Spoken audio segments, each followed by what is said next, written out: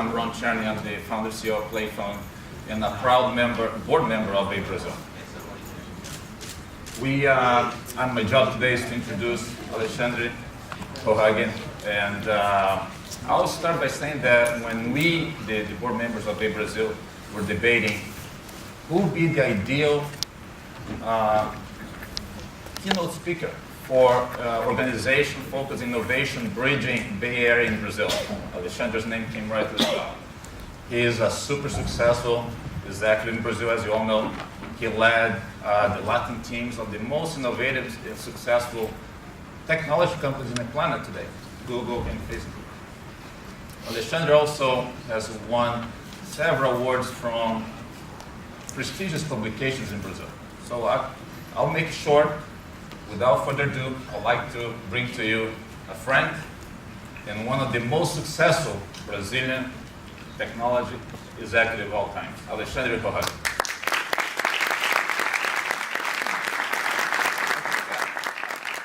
I'll let him speak for a little bit on his own, then I'll come up, make some hard questions, really hard, and I'll open to you to make some real hard questions too.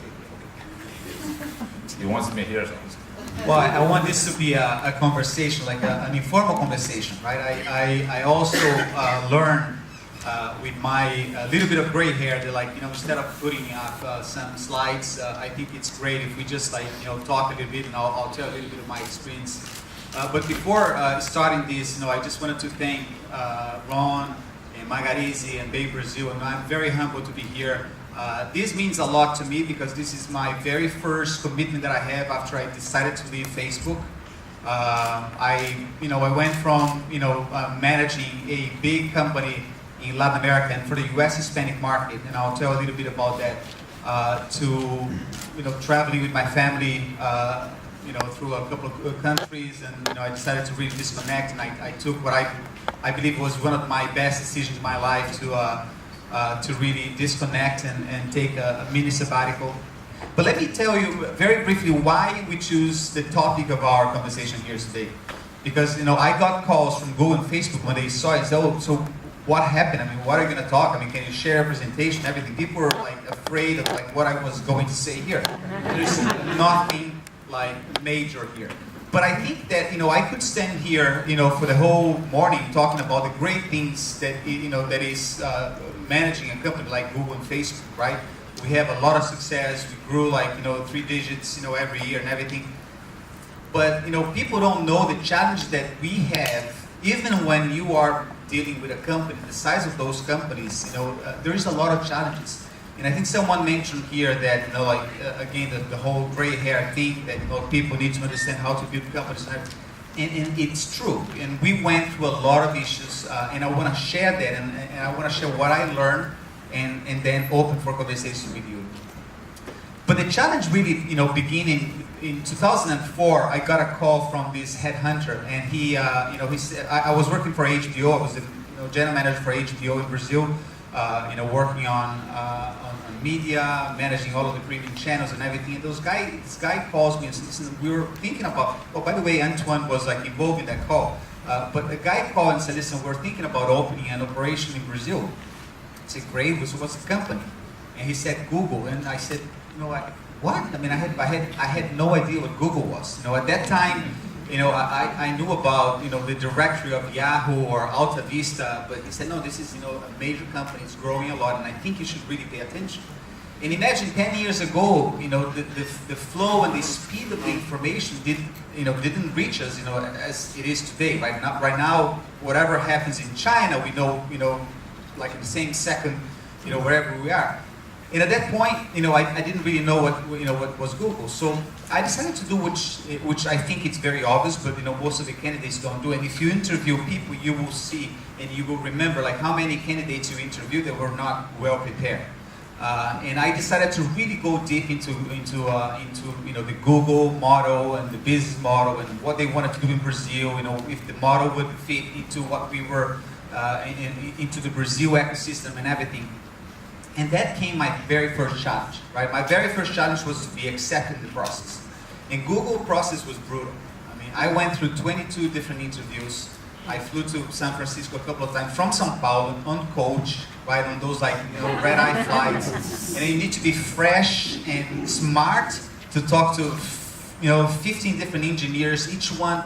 Antoine remembers that we used to have those like small rooms, and there was your name there, and then like right next to your name there was like 25 names of people that would come and like spend 10 minutes interviewing you, like boom, boom, boom, like it was like, and you had to change your ship all the time. So the very first challenge was to really go through the whole process.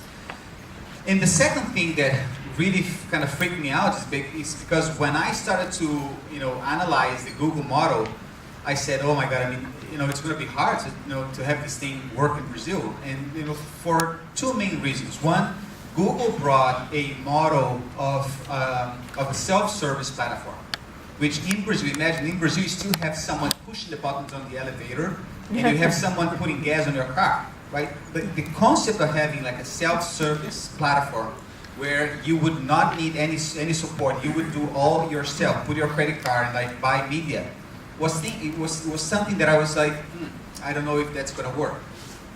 And the second thing is that Google didn't really want us to work with the agencies. And if you think about the advertising ecosystem in Brazil, especially in Brazil and also in Latin America, but if you think about the ecosystem in those countries, you really need the agency to be successful, right? You need to go through an agency in order for you to buy media.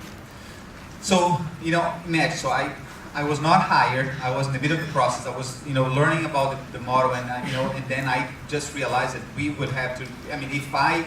If I were hired, I would have to really focus on those two big challenges in order to succeed.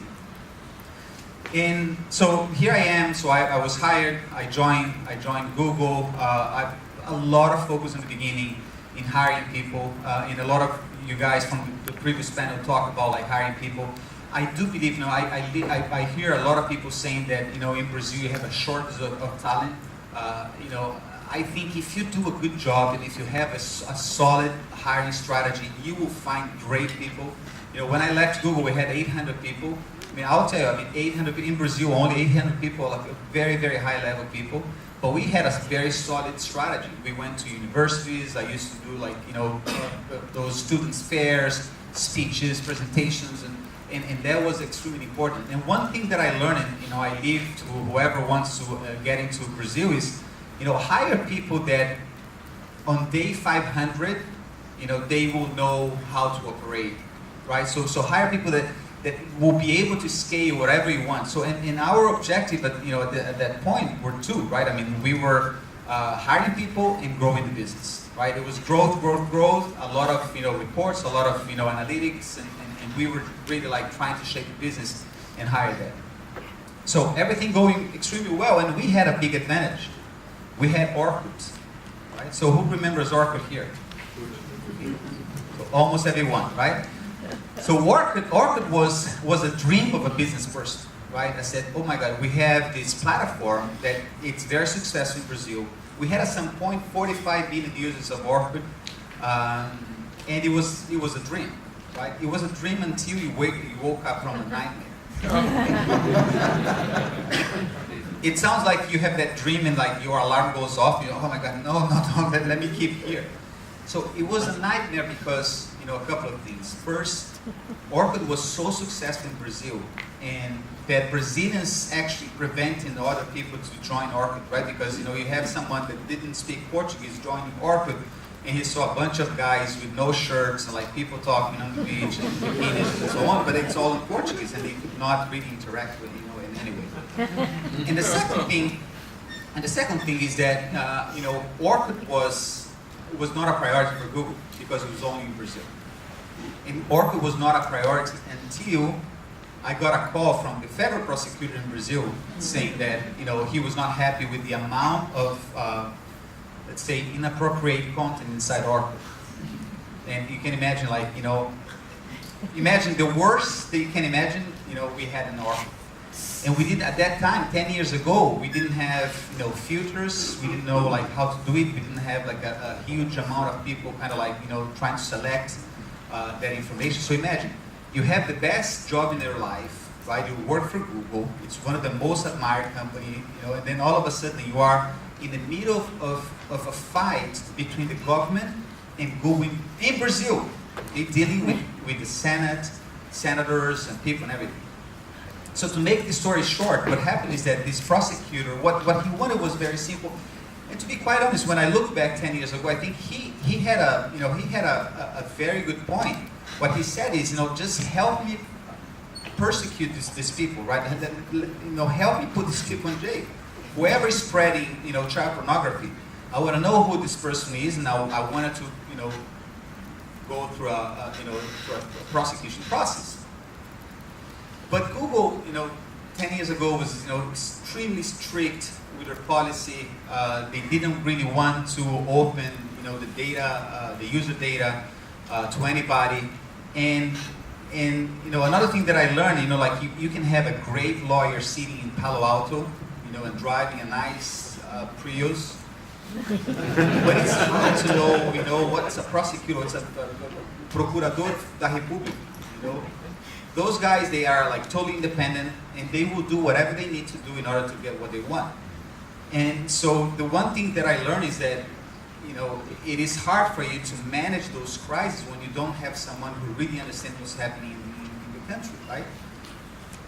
And then, first, like this, great lawyer in Palo Alto said, oh, no, look, it's easy. We will take your name out of the books, and, your name won't be there. So nobody will touch you, right? So I was the deputy manager. I used to sign the papers and everything. They said, no. Let's take your and you're going to be the sales guy, and nobody will touch you. See, wrong, right? Wrong, because what those guys want, the only way that they really win those battles is when they put the pressure on whoever takes the decision, right? So imagine, I had to leave the. Those guys know the stories. I had to leave the country a couple of times because, the federal police is coming to your house. Like, I had to remove documents from my house, and it was a nightmare. So you have the best job in the world, and you are running away from the federal police because they are. And so what happened then is that we went through this whole process with the government, and we end up signing an agreement with the Brazilian Senate, with the Brazilian government, where we committed to provide that information so that people, would go. And what I think it happened is that not only Google really learned about having this global mentality, or you can be global, but be local also, so we call local. And I also learned the importance that this is.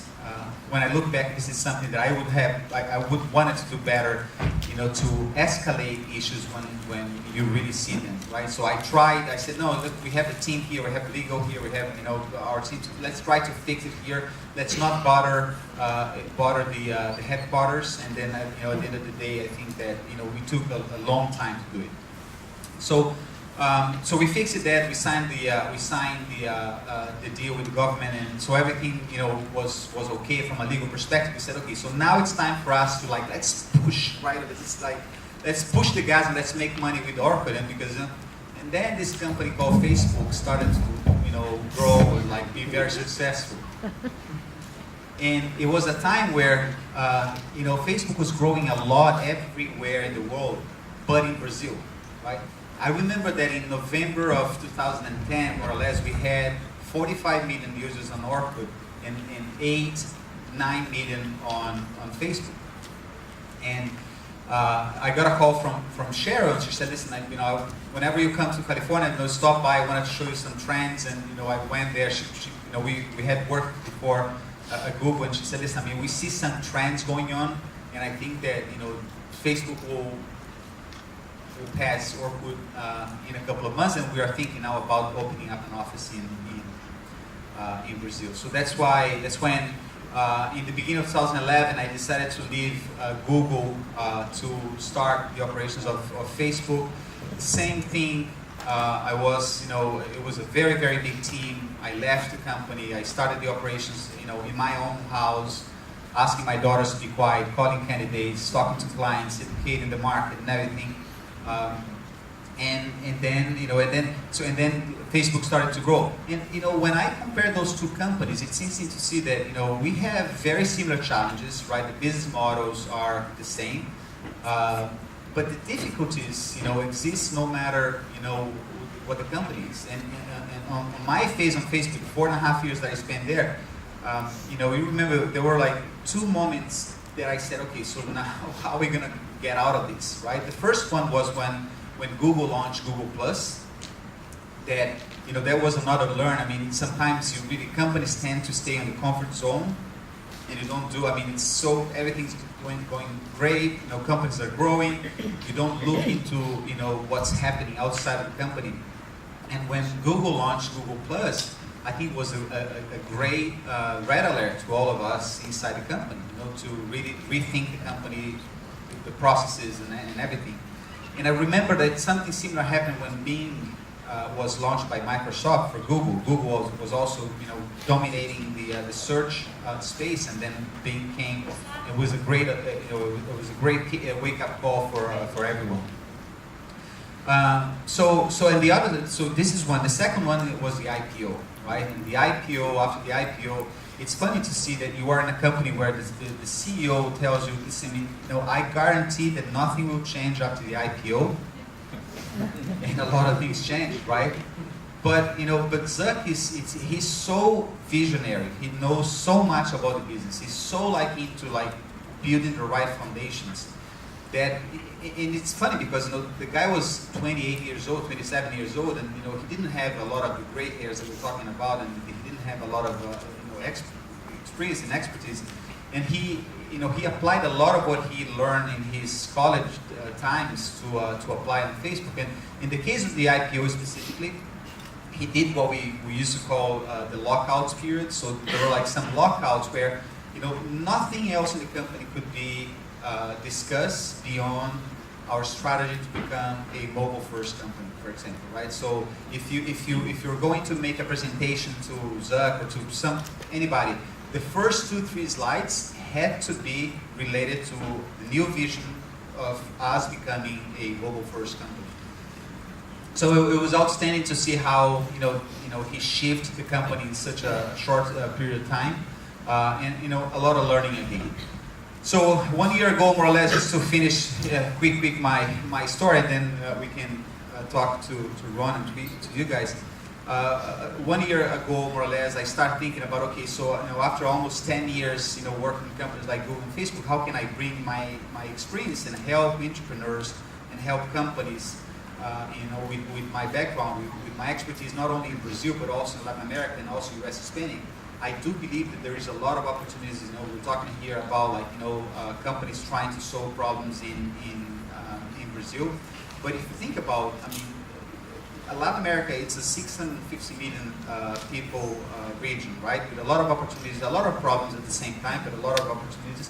And when you take that experience to the U.S. Hispanic market, this is a 50 million market in the U.S. with $1 trillion of purchase power. And I think that we should take advantage because it's very similar. What we do and what we build and the way that companies they operate can be, I don't want to say easily, but can be translated into markets like U.S. Hispanics that are so important. So that's the decision that 1 year ago I started thinking about how do I build this. Coming from a 25 years of corporate experience and then from one day to the other decide no, I don't want to do it anymore. In a moment where you are on the top of your career, it was something that it took me a while. I had the support from some mentors that I discussed a lot about that. But I'm very happy, and I'm dedicating my time now to advise companies, to invest in some companies, to learn with people like you guys, and I'm super excited. So a little bit of my story in those two companies in probably 12 minutes, and happy to discuss and talk a little bit more and answer any questions. Really nice story. I learned a lot. I think Alexandre has a crystal ball because now he lives in Miami. He moved a lot of his assets to Miami before, what happened to the dollar and the real. He was able to figure out the timing to move from Google to Facebook. And I don't know, I mean, you have inside information after running from the federal police and all that. So, that's why they wanted to catch me, right? a lot to learn here. Anyways, let's, actually the first question I had, it just came up in my mind because I have some things written, but you work with Google and Facebook, you run from the federal police, you now, ups and downs, and now you're advising companies and investors. Would you suggest Brazil?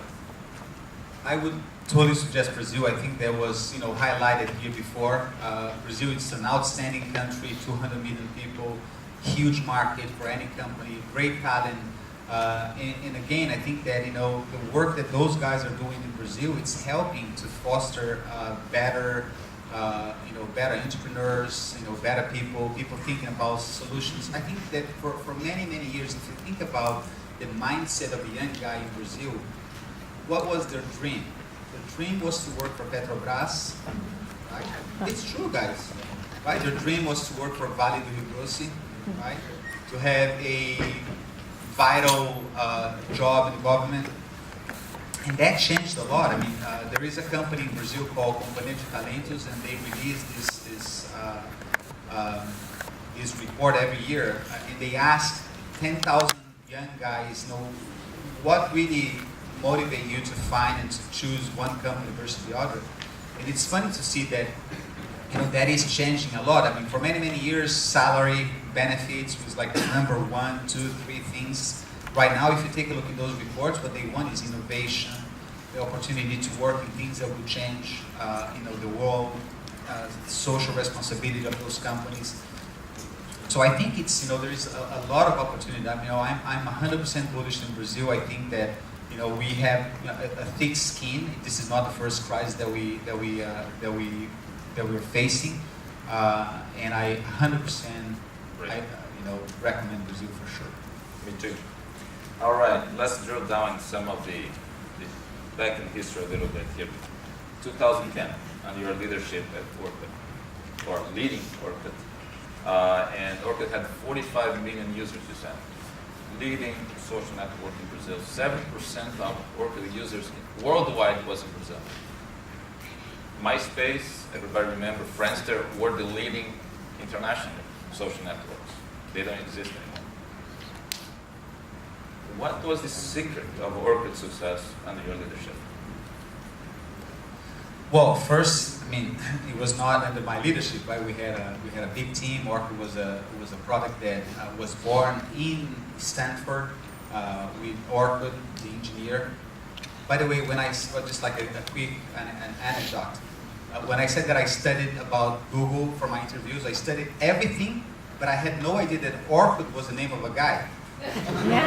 So, and I was being interviewed by Omid, who used to be the business leader of Google, and then Larry, stopped by when I was being interviewed, and Omid said, "Oh, this is the candidate for Brazil." "Oh, good. I said, have you met Orkut?"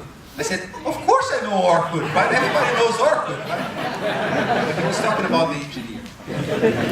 Anyways, so no, listen, Orkut was a great product for that moment. Worked really well.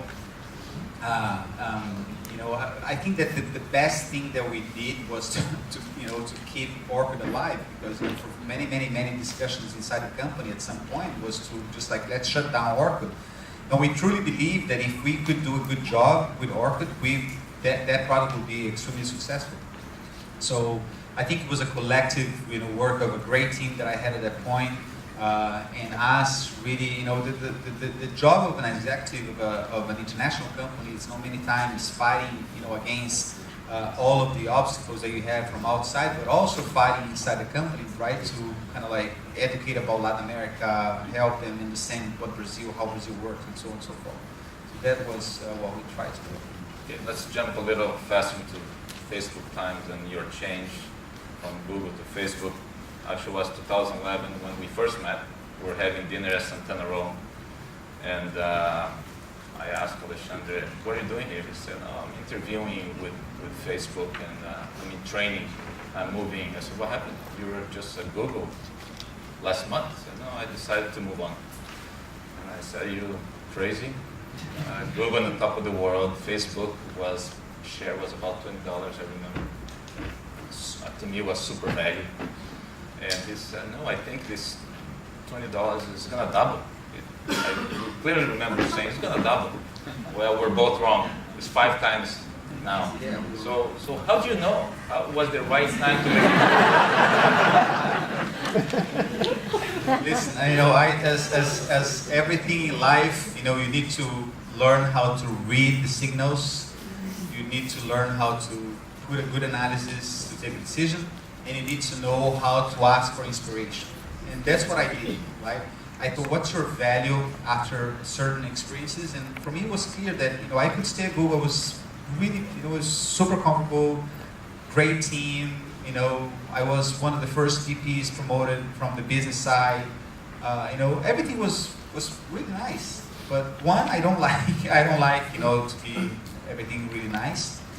and two, I really thought about, okay, so Alexandre will have a better value if he continues for 10 years on Google, or he will have a better value if he spends time on Google and learn and help Facebook to be successful in the region. And that's my perspective. I think I did the right thing. I don't regret it at all. Quick follow-up. You said in 2011, Google, Orkut had 45 million users, Facebook 9 million users. You're working from home, running Facebook. What is the stats today? Orkut, Facebook, how many users? I think Orkut doesn't exist anymore, right? No. I think that Google Plus doesn't exist anymore. No. And I think Facebook is, the last numbers was like 1.3 billion people connected, growing a lot, having the teenagers back a lot on Facebook. And in Brazil alone, it's over 100 million active users.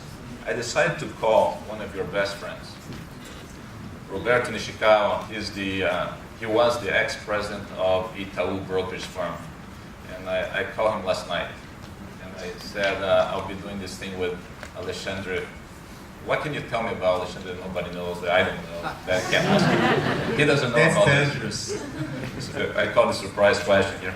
But it's a light one, don't worry about it. People would tweet those things. Yeah, he texted me. It goes in that direction. Let me see here. Yes, I heard that you like motorcycles and old cars. Also, to be a DJ sometimes. Like you say. Also, to drink caipirinha na Praia Preta in São Paulo. And listen to My Way by Frank Sinatra. Is it all true? No, that's not true. Yeah, almost everything, yes. I love, I have a big passion for old cars and old motorcycles. I became a DJ. There was a small strategy.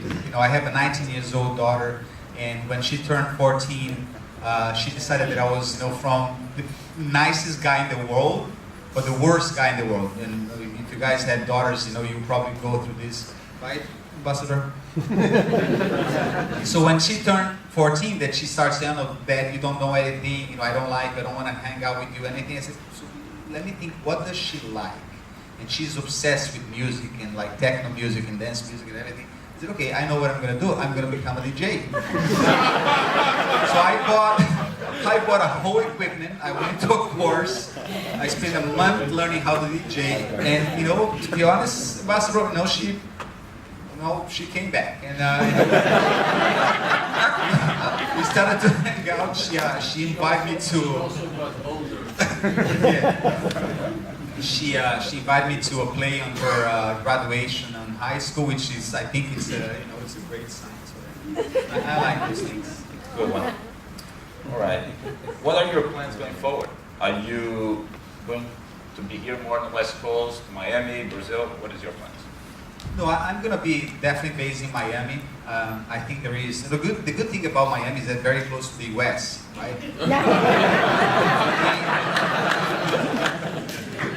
It's it's good to be so close to the U.S.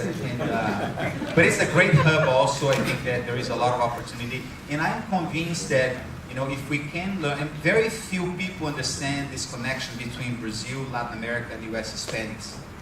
And I think I really wanted to take advantage of that. So the way that I'm thinking of my life going forward is in three big blocks. One is advising companies. I see the need for very traditional, old school companies to have someone who had an experience on innovation, technology, and that's working interesting. I was on the board of Whirlpool, for example, which we discussed like the price of steel and commodities and everything. But when you bring some elements of a technology company, it helps a lot. I'm on the board of Grupo Estácio in Brazil. It's from GT Investimentos.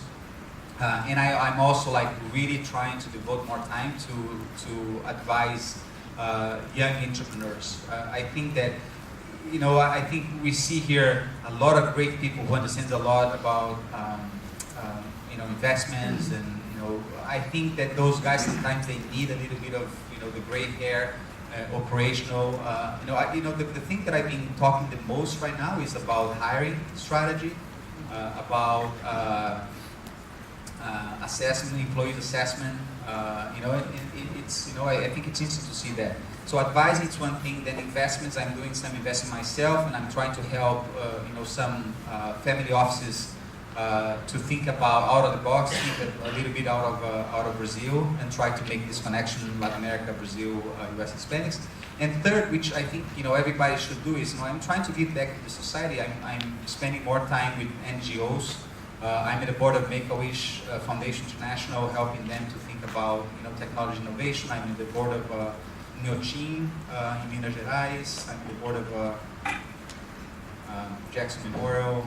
Some of the companies, some other NGOs that I'm trying to use my background, my knowledge in technology innovation to help them. Great. Before I open to the public, let's do something fun here. I'm going to ask you a few quick questions without thinking too much. You just have to answer. Ready? Larry or Zucker?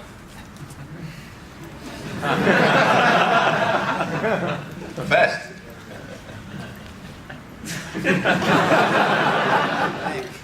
Back. No, Zuck. Right. Obama or Dilma? Obama.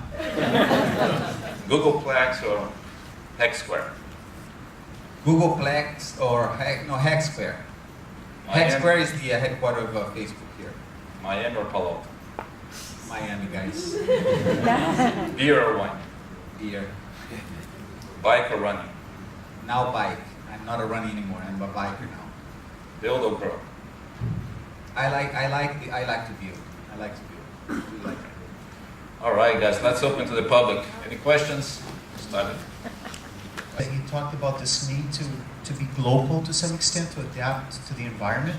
But at the same time, when a company like Google or Facebook enters the Brazilian market, they have an opportunity to help change some things that are very complicated in Brazil. So, thinking specific, some examples. We have a monopoly in advertisement with Globo and the system with the agencies that get paid by Globo and others. We have connectivity issues that are fundamental for your business, and both Google and Facebook are working with those. We have bureaucracy, privacy laws that you talked about. So when you were there with Google and Facebook, what are the sorts of things that you try to do to proactively try to change some of the really challenging aspects of the business environment in Brazil? And how effective was that? Yeah, that's a very good question. And those companies are, one, disruptive, and two, they like to push the boundaries, right? So that's why I'm saying that everything looks very nice from outside, but you really need to have a thick skin to deal with issues that are sometimes disruptive. And disruptive sometimes could mean a new technology, or could mean a bunch of companies that are suffering because of us. So just take a look at the revenues of the portals, right? When I started Google in Brazil, if you look at the revenues from digital advertising, was like UOL, Terra, then Yahoo. If you look now, that dynamic changed drastically. And I think that companies, they really need to think about the legacy that they leave in a country. So I think it was a combination of, one, defining the right strategy to make sure that we could be disruptive. And, for example, the ecosystem, and you mentioned that the ecosystem on the advertising, you know, it's all based on commissions, on rebates. I'm not sure how much you know about that, but you know, like you pay behind, and no, it's confidential. Nobody can know about like those payments. It's so, and I think that when you bring a company that has, you know, the size and the opportunity to add value to other companies like Google, I think we're leaving, you know, a great legacy for the market. So I would say that it was a combination of, you know, proactive and reactive, you know, trying to push those boundaries. Proactive from a business perspective, just like, you know, implementing those businesses and making sure that you educate the market in a way that, you know, this is not a problem. And then reactive, because we had to deal with issues. And to be quite honest, if I look back, and, you know, I think we improved a lot of things from a government perspective, from the dialogue that we had, you know, with the government at the time, and also inside Google. Google developed like one of the best tools to identify pornography, for example, on the internet, and in great part is because, you know, we had that need. You know, Sergey used to say something interesting. You know, scarcity brings clarity, and everything that you have, like, you know, a moment where you really need it, it's you know, you either do it or you die. That's when, you know, we start to focus on those things, and that's what I believe was the legacy that we have.